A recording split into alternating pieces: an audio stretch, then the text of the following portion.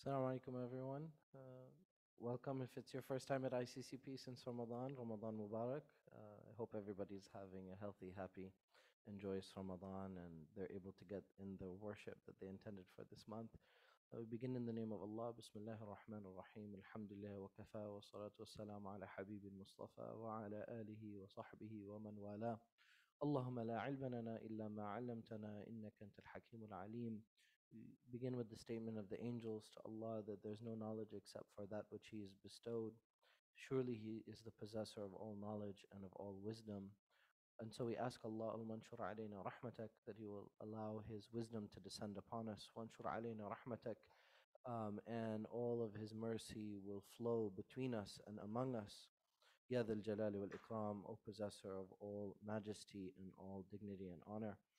Um, it's a blessed gathering and it's a very blessed time to meet after the time of the Asr in the afternoon and in the basically the last hour before the time of Maghrib. This is a time which the Prophet ﷺ said, the thalathun la turaddu da'watuhum. There are three categories of people, their dua is not rejected, and that is as-sa'im hina yaftur, the one who's fasting at the end, making a call to Allah before breaking their fast.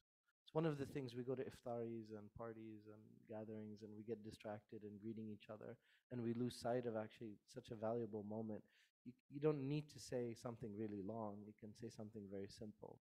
But there's a moment of joy that happens at the time of breaking the fast. There's a sense of accomplishment.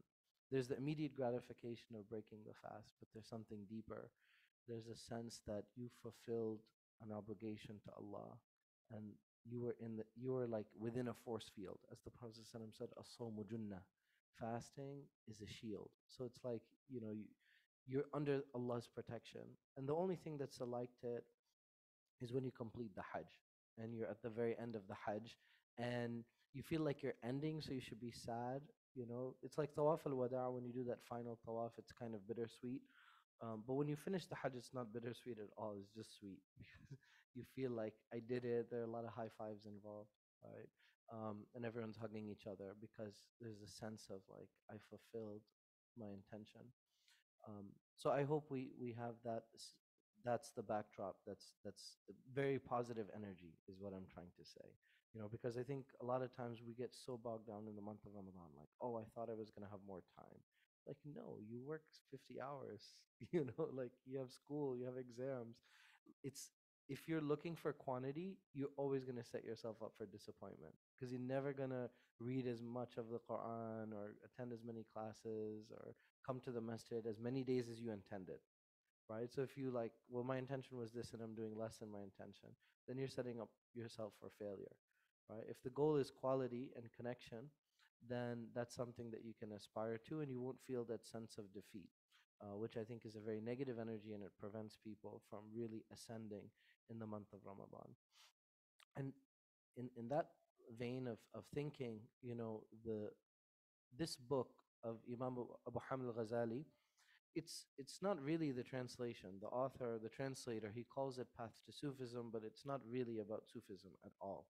It's really about the personal journey of Imam Abu Hamid al-Ghazali. And this class is not about Tasawwuf either. It's not about Sufism, but of course it's connected to that. It's Al-Munqidh min al-Dalala, deliverance from error.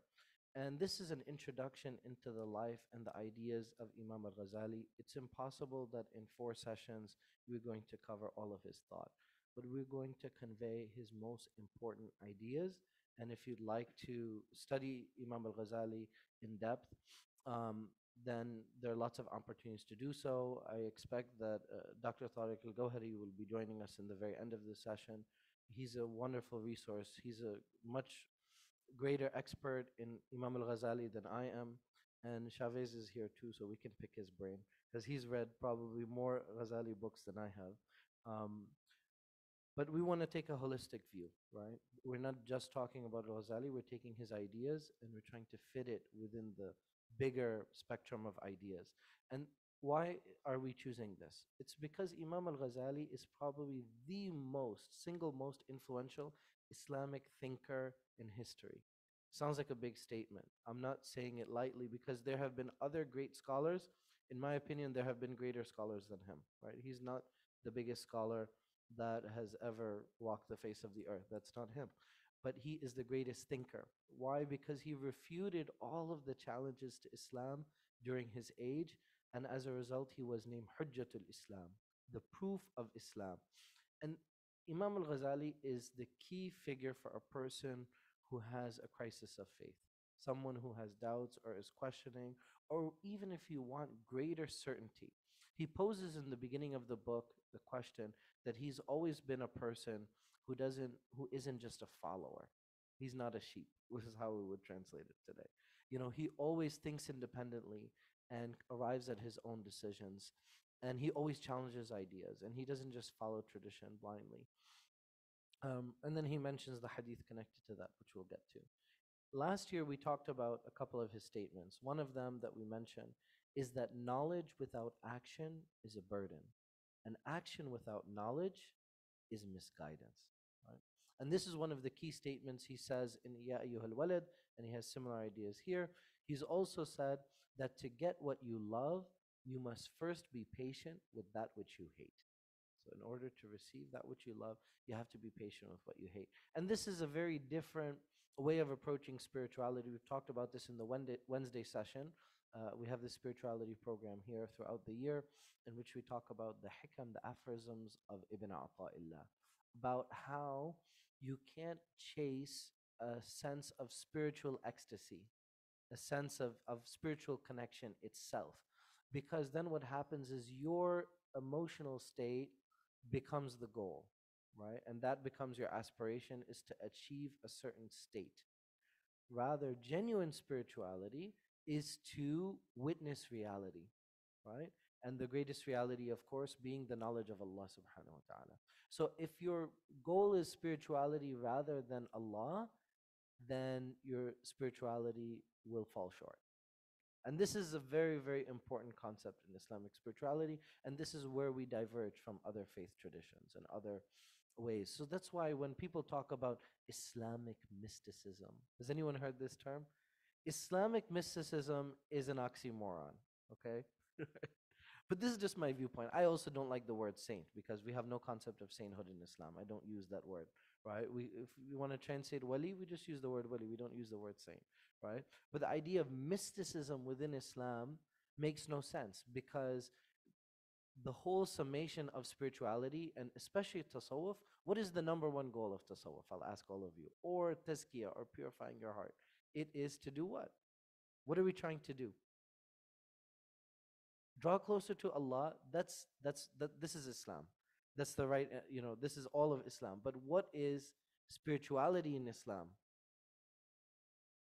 The Hadith Jibril gives us the clue, but what are we trying to accomplish? What will make you spiritual? Again, this is the way, right? This is the way to achieve it. I think I didn't explain it. You're all giving the answers of how we do it. But I'm asking, what's the goal? What are we trying to achieve? Ma'rifah. The goal of all, and this is agreed upon by all Muslims, but we just haven't organized our thoughts, right? All of you know that too. That the goal is to know Allah. The goal is gnosis. So Islamic spirituality is about knowing Allah. And when you use the word mysticism, what is that thing? It should be Islamic demysticism, right? Because knowing Allah is about demystifying. So for Muslims approach spirituality from the vantage point that Allah is knowable. And Allah created us in order to know Him. This is the first premise, which is that the human being and the human intellect and the human heart can know Allah subhanahu wa ta'ala. Otherwise, what's the point? If Allah created us and we can never know Him, then there's nothing to do. Then you're trying. So that's why we don't say that we're trying to know the unknowable. Allah subhanahu wa ta'ala cannot be completely captured. لا تدركه الأبصار وهو يدرك الأبصار. Right? So no eyes can capture Him, but He captures everything, meaning His knowledge covers everything. وَسِعَ كُرْسِيُّهُ السَّمَاوَاتُ وَالْأَرْضِ. His kursi, His throne, it extends to the heavens of the earth, and His knowledge covers everything. But we can know Allah subhanahu wa ta'ala because He has made Himself knowable. And He created us in order that He would be known. And so the act of even creating us is an expression of love from Allah subhanahu wa ta'ala. So we never wonder, does Allah love us? He even loves the creation that is disobedient to Him. What about the one who is obedient and is fasting? That's something totally different. So the entire life of Imam al-Ghazali is a quest for truth and for reality. I'll begin with a story. I'm sure many of you know it, but inshallah it's beneficial. It's a story, which I'll say in a moment, in which bandits caused him to acquire great knowledge. So you would think that like being robbed at a young age would be such a traumatic incident that it would totally turn you off and say, well, what does any of this mean anyway? Right? It looks like, or many of us would take it the negative way. We're like, it's a sign, right? So like bad things happen, we have challenges or obstacles, and we're like, it's a sign from Allah that I'm not supposed to do this. No, when in many cases it's a sign that like you're going to have some challenges and obstacles along the way. Not everything is going to be smooth. So the existence of challenges, this is one tangential point, which is the existence of obstacles doesn't mean that you're not meant to do something, right? Many of us are, we that's where our mind tends to go. And he is universally considered the great mujaddid of the 11th century. The Prophet ﷺ said that inna Allah yab'athu ala ra'si kulli mi'ati sana man yujaddidu dinah. That Allah sends someone every 100 years, an individual who revives the religion. So the idea is that the Messenger sallallahu alaihi wasallam is khatamun nabiyyin. He is the seal of all prophets. However, Allah continues to send people, and He continues to have His awliya, those who are close to Allah subhanahu wa ta'ala, and those are the ones who revive it. And in many cases, yujaddid, tajdeed doesn't mean reform. Tajdeed means, and in many cases, the way it's implemented is going to change in different societies, in different scenarios. But what you're doing is you're taking that original ethos, those set of first principles, and now you're bringing it to life in a way that touches the heart and affects people. The greatest contribution of Imam al Ghazali, in my opinion, is the Ihya. I know that in academic circles, they won't agree with that statement. And there are others who are interested in theology. They also won't agree with that statement. But the Ihya, others have spoken about philosophy and others have written about theology. He's not the only one. We have greater theologians than Imam al Ghazali, but he is the only one that has effectively and completely demonstrated that at the essence, at the core of every single belief of a Muslim and every single practice that we implement as a Muslim, there is a deep spiritual purpose. There is a refinement of the soul and of the heart, and that it should be transformative. So when he talks about facing the Qibla in Salah, he talks about how you have to face your heart. When there's an intention, it's not just something that you say with the tongue, but it's something that you feel. When you go in Hajj, when you wrap yourself in shroud, it means that you're taking off your connection to the dunya. When you put on the shroud, it's reminding you of your afterlife, and it's reminding you of death. When you rotate in the tawaf, right, it is showing that you should put Allah at the focus of your attention, right? So then he goes through step by step each and every act of worship and connects it to a spiritual purpose. And this is very important because at the time, you had groups of people who were just talking about philosophical theology, right? And then there were others who were talking about blind taqleed, imitation. And we'll talk about taqleed in what? Right? Because there's taqleed in fiqh, that's something different. And then there was a third set of people. Sufis, as you know, were a major group at that time, right? In the time of Al Ghazali, and his approach to tasawwuf is completely different. It's more, in my view, it's more grounded in Sharia. It's more connected to the Quran and the Sunnah than the Sufis of his time. In the Sufis of his time, they were mostly paying attention to themes of mushahada, trying to witness the divine. Now, of course, there are some people who have written and discussed about this, like Sheikh Abdul Qadir al-Jilani and many others. I'm not going to cast aspersions against anyone, but for a regular Muslim like me, it's inaccessible for me to talk about mushahada, because the idea of knowing Allah and truly witnessing the divine is something that I don't expect that I will experience in my lifetime. And I don't know how studying it and learning about it, other than trying to put myself in a trance like state, is going to create a genuine connection with Allah. And in addition to mushahada and mukashafa, the idea that Allah subhanahu wa ta'ala will unveil realities, which as Muslims we do believe that Allah subhanahu wa ta'ala, as Allah says in Surah Al-Kahf, وَآتَيْنَاهُ مِن لَدُنَّا عِلْمًا. So Allah gave Khidr alayhi salam, for example. I say alayhi salam because I consider Khidr as a prophet. I know that's a minority view, but I, I, I consider lots. I consider Maryam also as a prophet, right? That that he was given knowledge about the true realities of things and about future events that others were unaware of. Even Musa alayhi salam, it doesn't mean that Khidr is better than Musa. In my, according to the sound opinion, Musa alayhi salam was the most knowledgeable, but only of the knowledge of the Torah and the book. And Khidr was given a knowledge that Musa had no access to. This is al-ilm al-ladunni, right? This is the knowledge which is more esoteric that Allah subhanahu wa ta'ala gives some of his servants, and he can give that to his servants even after the prophethood, right? But the problem with what the message at the time of Al-Ghazali that some of the Sufis were promoting of Al-Mukashafa and Al-Mushahada to him did not address the crisis of faith that he was facing and that others in his age were facing. And namely, there were two main crises. The first one was the crisis of skepticism and cynicism. And this is directly in response to the inadequacy of traditional knowledge.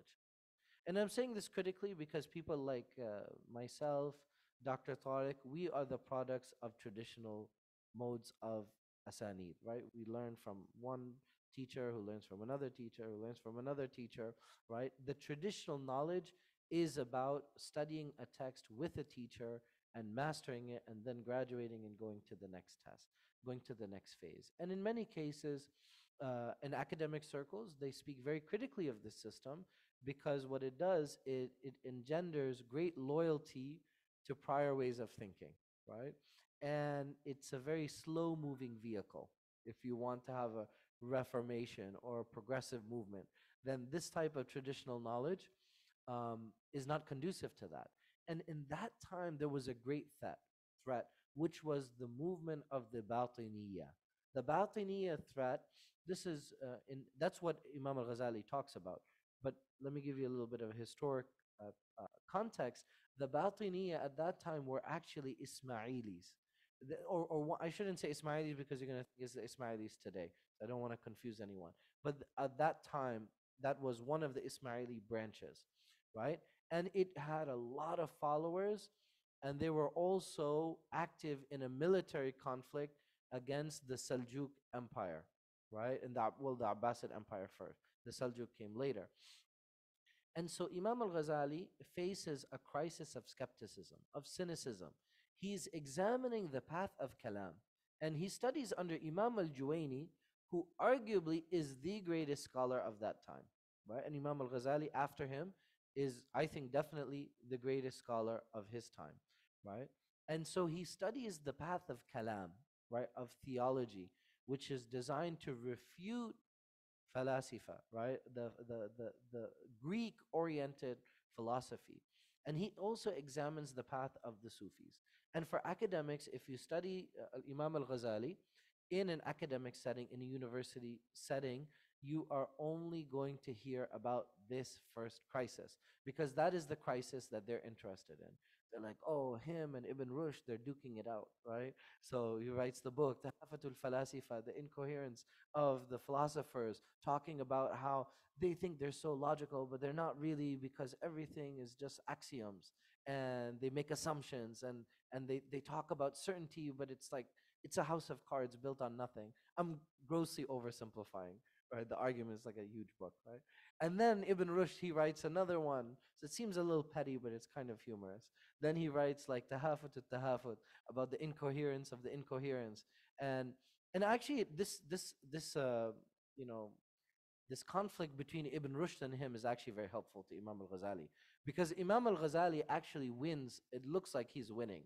Again, it's Ibn Rushd and Greek philosophy, because the refutation from Ibn Rushd does not address any of the criticisms that Imam al-Ghazali talks about. We'll talk briefly about this conflict. Our main interest is in the second crisis. The second crisis is more important for our purpose. This is the crisis of the ruh. This is the crisis of the spirit and of motivation. And so, after his life journey, when he gets older in age, he authors this beautiful, beautiful book that I believe every Muslim. When I mentioned I was doing this book with Dr. Tariq, he told me he reads this book. You want to know how many times you've read this book? He told me he reads it every year. I was like, I've only read it twice. And I'm teaching the book. So, Dr. Tariq, if you want to have any questions about the book, just skip me and go to Dr. Tariq, because apparently he reads the book every year. Um, and so we should at least, the point of the story is read it at least once, right? He wrote this beautiful book. It's an autobiography of his life talking about these two crises. Now, this crisis is caused by his appointment as the head of An-Nizamiya. This is the university in Baghdad that was the most prestigious academic position in the Muslim world. You might ask, how come I've never heard of An-Nizamiya? The reason you've never heard about it is what happened later on in Baghdad in human history. Why did everything get wrecked? The Mongols invaded and everything got destroyed. So when you talk about centers of learning, everything shifted west, right? So you have Qayrawan in Tunis, you have Al Qarawin, you have in Fez, and you have Al Azhar University in Egypt, of course. Why is it that if you look in Maryland, Imam Chad is there, Sheikh Walid is Azhari. I also studied there. Dr. Tariq is Al Azhar. Almost every Imam in Maryland is Azhari, is from Al Azhar, and that is a great result of the Mongol invasion, right? So originally, Baghdad was the center of learning, right, at that time, but everything shifted west, and that's why the Ottomans also shifted to the west. Now, after he's appointed, he has this crisis, and he disappears like completely. Like there's no mention of him for like almost 10 years. Actually, not almost, over 10 years.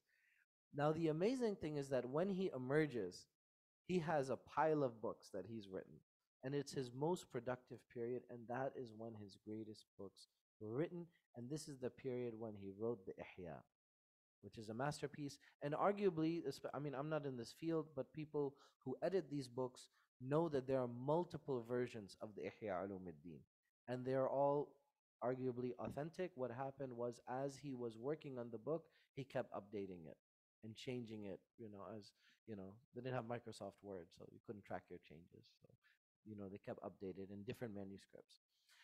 And what he wrote in this book is that the Islamic spiritual tradition had become completely neglected, and that the spiritual sciences that were taught by the early generations of Muslims had been forgotten. And this is interesting. This put Imam al Ghazali straight in the mainstream, right? And if anyone is interested, Sheikh Hamza Yusuf has translated a book by Sidi Ahmed Zarruq called Qawa'id al-Tasawwuf, which are about I don't know what they called it in English, but it means like the parameters of Tasawwuf, of Sufism. And this is very important, because what happens is, and I hope I don't offend anyone or upset anyone here, but when you go into excess into Sharia, and then you will lose the spirituality of the religion, which is an inherent part of the religion. You have to remove spirituality. It's naturally part of it. Tasawwuf is part of Islam. It's not a separate sect. But then on the other side, over time, what happened was that uh, tasawwuf had become very formulaic. It had been very oriented, very hierarchical, very structured, based on the tariqah system. And even the translator, when he talks about the tariqah, uses a capital W, the way, various ways.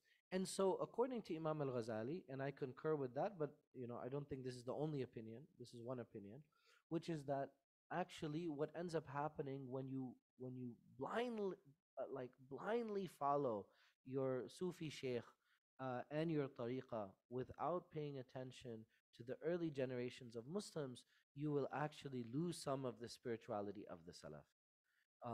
However, I'm not saying there's no benefit. There's a lot of benefit for a lot of people to have a spiritual practice of joining a tariqah and having a sheikh and being a murid of someone who is going to guide you on that spiritual path. So I don't want to erase that benefit. I think there is a benefit, but the negative side that Imam al Ghazali witnessed in his time was that it became about the membership, it became about the name, it wasn't about the actual spirituality in worship. And one way that one litmus test that you can use to realize this is when people in spiritual circles emphasize their dhikr more than the salah, right? And there are various ways in which that happens. People are like, oh, we're in the middle of a milad, but the time of Maghrib has passed. So you're doing this because you want to honor the sunnah of the Prophet ﷺ and honor him, but you're neglecting his sunnah, which is agreed upon by all four madhahib, of praying the Maghrib Salah as quickly as possible. In some cases, it's not possible. You're at work, something prevents you, but everybody's gathered and they're like, oh, we have to complete the milad, this random formula that we think is so important, and we're going to delay Salatul Maghrib. I warned you in the beginning, I'm going to offend some people. But I hope you'll stay with me, right? Because we want to have a balanced way of thinking, right? So, and that's what happens, which is that when you follow certain formulas, sometimes you will lose sense of priorities.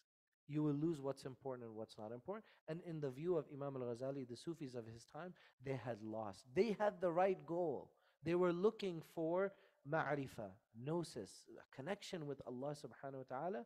So in the end, he comes to the conclusion that yes, they out of all of the groups, they are the closest, right? And they are the ones that have their priorities right. But they had lost sense of that. And so then he authors the Ihya Ulumuddin, um, and let's talk about the story of his life, a little bit about his biography. He's born in Attus. Attus is in Khurasan, which probably nobody knows where Khurasan is.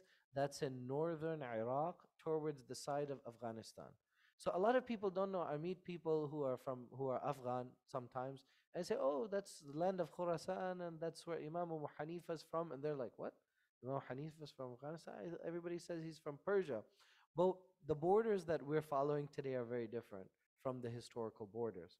So part of Afghanistan today is part of Persia. It was a much bigger. When people say Persia, they're talking about something different. So he's in Attus. His father died of poverty and left him and his brother Ahmad in the care of a Sufi leader. And then he went to Gorgan, which is another city in the same province in Iran, for education. And what people describe is that he's very bookish. He's a really nerdy, very precocious kid, especially compared to his brother Ahmad. His brother Ahmad really connects and goes down the Sufi path. But Imam al Ghazali is very attentive to studying and writing and researching, and he is famous for his notes, you know. And I really relate to this because I'm one of those people that, my handwriting looks like chicken scratches. When I was in law school, I still have all my books and they're just covered, all the margins. And when I was studying Sharia, I wrote all the margins. And now I look back at my notes and they're so dumb. But that's where I was at the time, right? So I'm like defining like basic words, you know. And that's a good sign if you look back at your notes and you're like, what was I thinking? So that means you're in a positive trajectory. Alhamdulillah.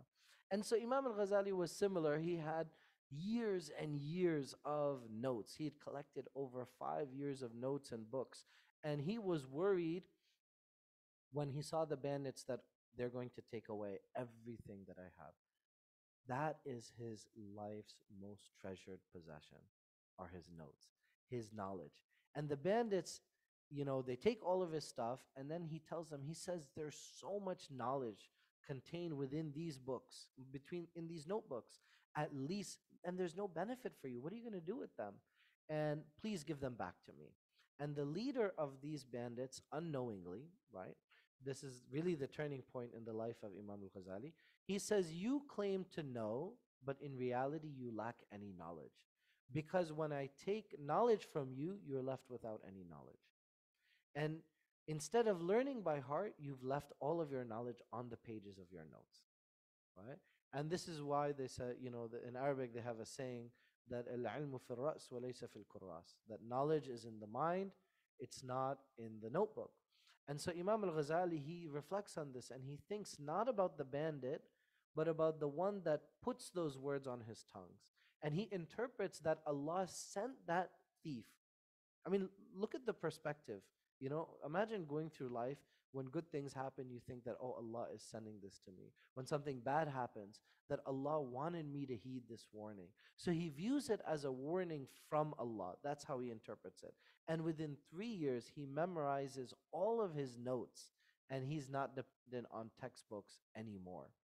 Then he travels to Nisapur and he studies under the great, we call him Imam al-Haramain, right? Imam al-Juwayni, he's the greatest scholar, and at the time he's very notable because he is a scholar of ilm al-kalam. And he said that Imam al-Ghazali, so as we mentioned, the knowledge of kalam is about using philosophy to refute Greek theological philosophy, and to um, basically prove the authenticity of orthodoxy of Islam. So this is the knowledge of kalam, and he said that Imam al-Ghazali is a deep ocean of knowledge. And then Imam al-Ghazali, he authors a book called Al-Malhul. This is a book of fiqh, of jurisprudence. And his teacher, he says, when he read this book, he said that Muhammad, is Muhammad al-Ghazali, he said that you buried me alive. Couldn't you at least have waited for me to die first before you published this book? Right? Because it's embarrassing for a teacher when, I mean, he's joking, obviously, right? That his student has exceeded him in knowledge and in wisdom. And when it comes to kalam, Imam al-Ghazali, he said that I did not write anything about theology until I had memorized 12,000 pages of the leading theologians. So now Nizam al-Mulk, he's the ruler, he notices this, and he has this idea that he's going to use Sunni Islam and Imam al-Ghazali to disprove the Batiniya movement. Why? Because they had already been defeating them militarily, because all the Turkish tribes, they had converted to Islam. So now Central Asia, beyond the borders of Iran, Persia, they have all become Muslim. So now militarily they're defeating the Batiniya. But now there's something deeper. It's like beating ISIS, right? But even after you beat ISIS, you have to defeat the ideology. You have to brand them as Khawarij, right? So they lose legitimacy. And so Hassani Sabah, who's the leader of the Batiniya, he has turned everything into a bloodbath, right? And they have an assassination plot in which all the high-ranking leaders, they assassinate them individually. He declares himself as ma'asum, that he is sinless, that he's infallible, right? Guys, if you ever want to start a cult, this is how you do it, right? You should write a book. Just say that you're ma'asum, you're infallible, you're the long lost imam, and for some reason, people just love and just follow them. So he has all these followers, even though now it seems bizarre. Like, would somebody really follow that?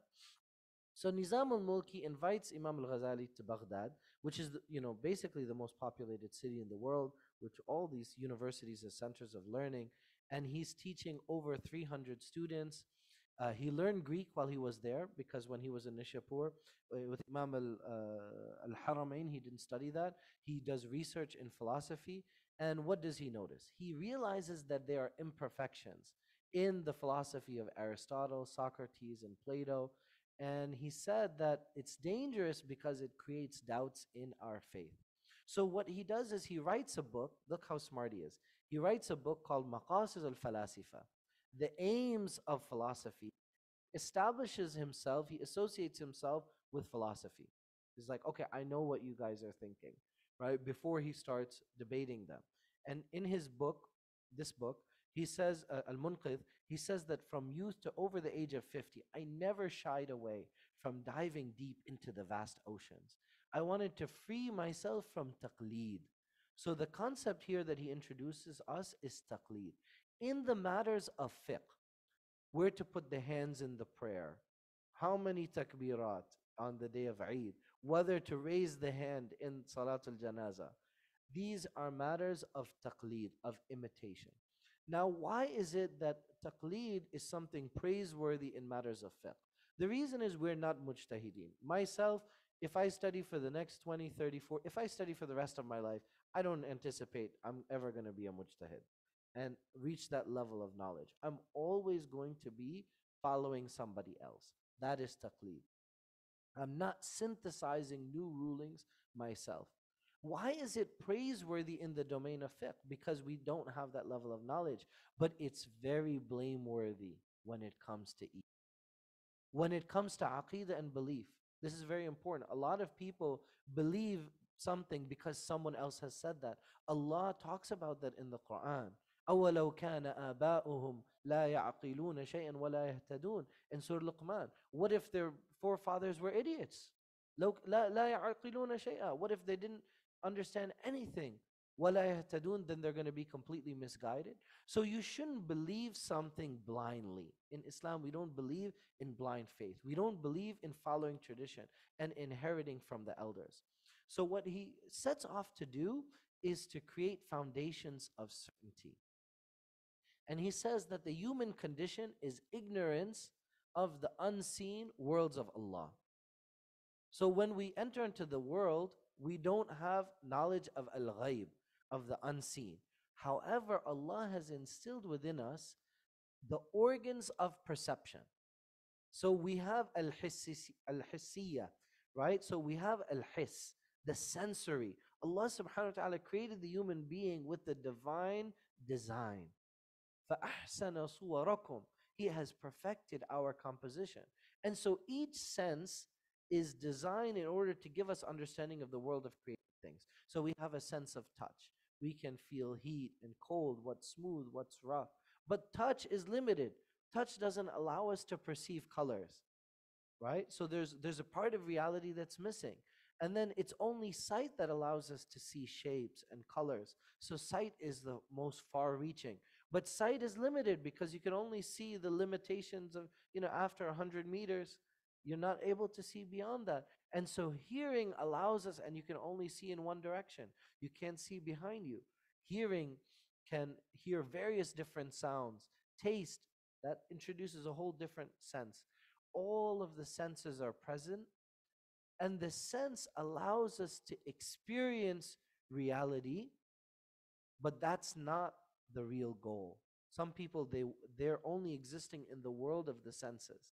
You take that data points, and then what you do is you introduce to them the world of discernment, right? In which you can synthesize and allow yourself to draw conclusions. That is where reason kicks in which you can grasp abstract ideas. You can gain a sense of what's possible, what's impossible. And after you employ your reason, you use your aql, then there's a different eye that is opened, right? Now you're shifting from the physical eye, the basar, and you're shifting into the spiritual eye, the basira. And to some people, it sounds very esoteric. It sounds like very mystical and very hard to understand. No, it's very accessible and very understandable. Basira is about understanding the unseen world, the future, that there are things that exist outside of reason. So part of living in the seen world is understanding. So basira is that I'm witnessing events that are transpiring in the seen world for unseen reasons. And I am doing this action in the seen world, but I'm doing it for a ghaibi reason, for an unseen reason, right? And so that is what it means to have basira. It doesn't mean that you have this eye that's like seeing in 4D, that's seeing like this parallel universe. It's like this virtual reality. No, it's not augmented reality. Basira is about idrak. It's about truly understanding things as they really are. It's not about seeing a different reality, but that our physical reality is limited. And the deeper reality allows you to see the real reality. And then what he mentions is that the father of meaning is more important than the biological meaning. And this is something which is mentioned in Greek philosophy. Plato mentions that in the Republic. as well. Now, Imam al-Ghazali, he encounters a lot of obstacles seeking this certainty. And so when he's in the Nizamiya, now he realizes he has this post, he has this position, he's publishing, he's refuting the Batiniya. But then he does a complete 180, right? After writing the maqasid of falasifa, then he writes Tahafatul Falasifa, the incoherence of the philosophers that we mentioned. And this is really kind of targeted against Ibn Rushd, right? He disproves the logical approach of those Greek-oriented philosophers, and he says that their judgment is not actually based on examination and science, but it's based on assumptions that they simply present as truth. And if anyone studies, Greek philosophy, a lot of it is just starting with certain axioms that we hold these things to be true, but they're not based on any evidence, and these aren't things that are observed. So you just have to. So you're using this philosophical method, but what Imam al-Ghazali is saying is that this is a quasi-science. This is not actually scientific, and so the only thing that can really claim to demonstrate truth and reality and establish certainty, yaqeen, is religion itself. Because remember, in the beginning of the book, he says we're setting out to ascertain certainty. He doesn't want to rely on anything that's shaky. So he rejects tradition. He rejects what the Sufis of his time are calling for. He rejects the Batiniya. He rejects philosophers. And then, after this 10-year period in which he has this crisis of spirituality, which we're not talking about today, but we're going to talk about for the next 3 weeks because that's our focus, he writes the Ihya. And this is a reconstruction project in which he sums all of the various sciences, the usul of the religion, the furu', the way in the branches, and all of the different practices of the Muslim are all summed, and spirituality is all in one masterpiece. This is very important because we have created a false, bifurcated reality of Sharia and Tasawwuf and Tazkiyah, when in fact they have to be fully synthesized together. As Imam Malik mentioned, he said that man تفقه ولم يتزكى فقد تفسق, that um, uh, whoever goes deep into fiqh, into the law, right, and focuses on their actions, but does not purify their heart, that person can become a sinner. And whoever وَمَن تَزَكَّى وَلَمْ يَتَفَقَّى, whoever focuses exclusively on purification of the soul, but does not arrive at the truth through jurisprudence, through examining knowledge of the Quran and the Sunnah, فَقَدْ تَزَنْدَقْ, that person is susceptible to becoming a deviant.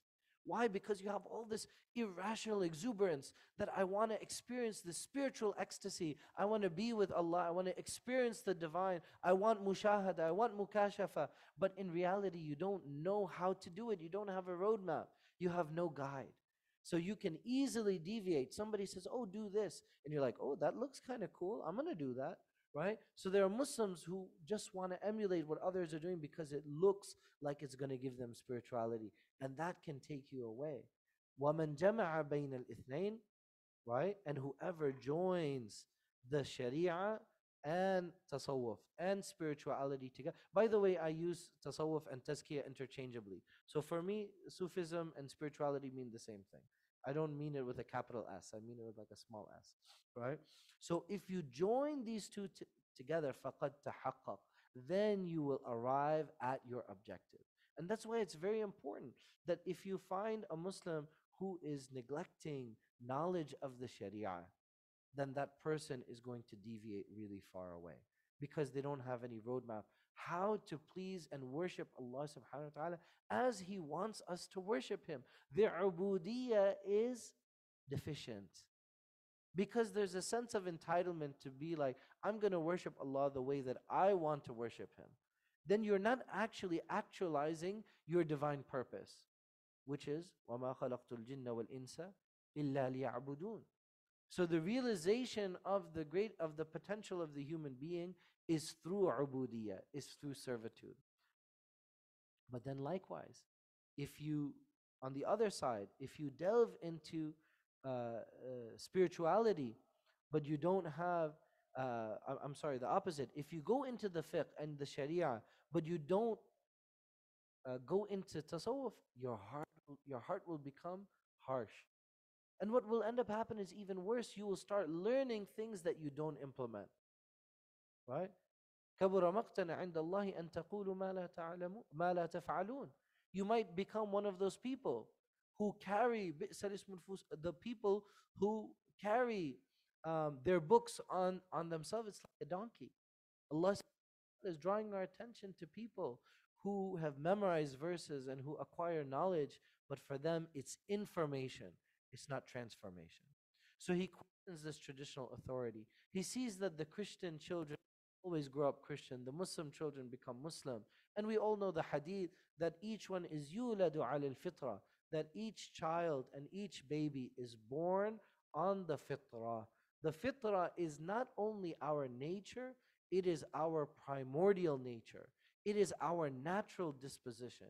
Each person has a sound nature to seek reality, to seek connection with Allah subhanahu wa ta'ala.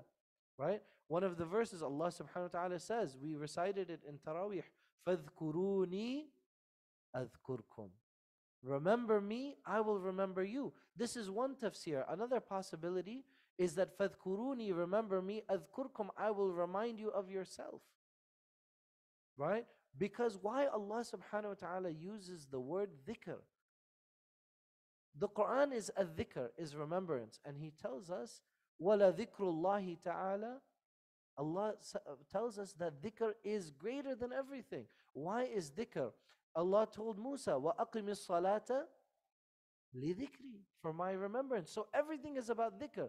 But you can only remind someone of something that they, if I tell you something, remember, and I give you a point of trivia that you don't know, so then it's not reminding, then I'm telling you.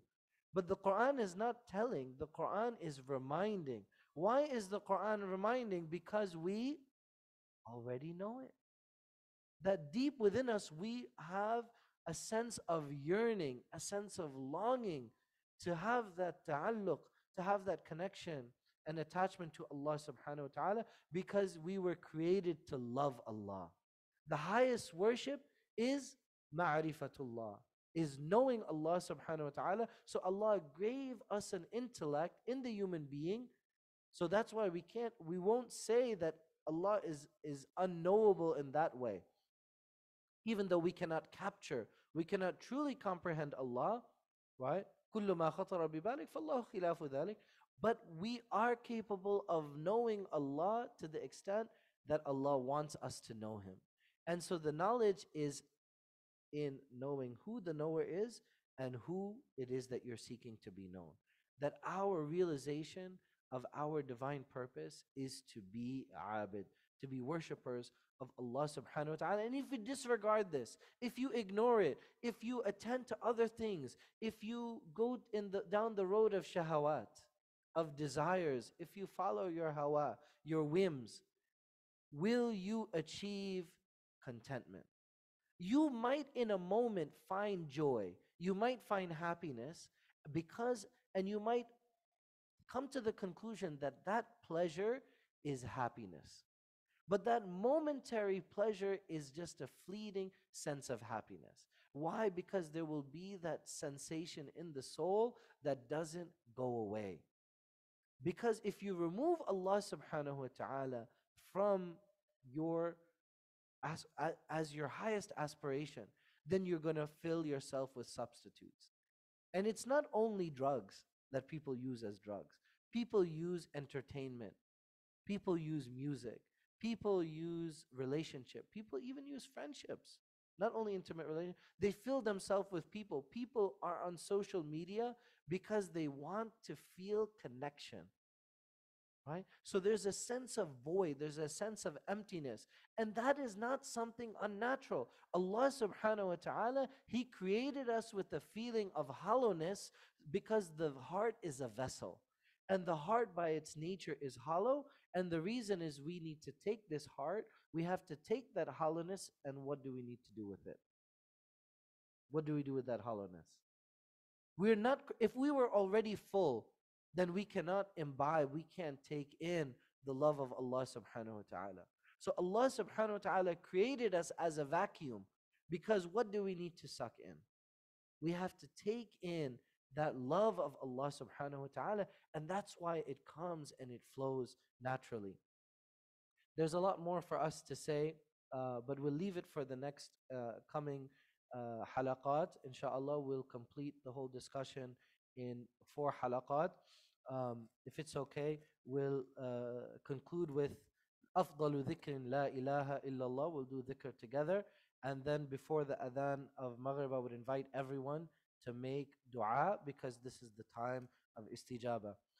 لا إله إلا الله لا إله إلا الله لا إله إلا الله لا إله إلا الله لا إله إلا الله لا إله إلا الله لا إله إلا الله لا إله إلا الله حسبي ربي جل الله ما في قلبي غير الله نور محمد صلى الله لا إله إلا الله لا إله إلا الله لا إله إلا الله اللهم صل على سيدنا محمد النبي الأمي وعلى آله وصحبه وسلم اللهم صل على سيدنا محمد النبي الأمي وعلى آله وصحبه وسلم.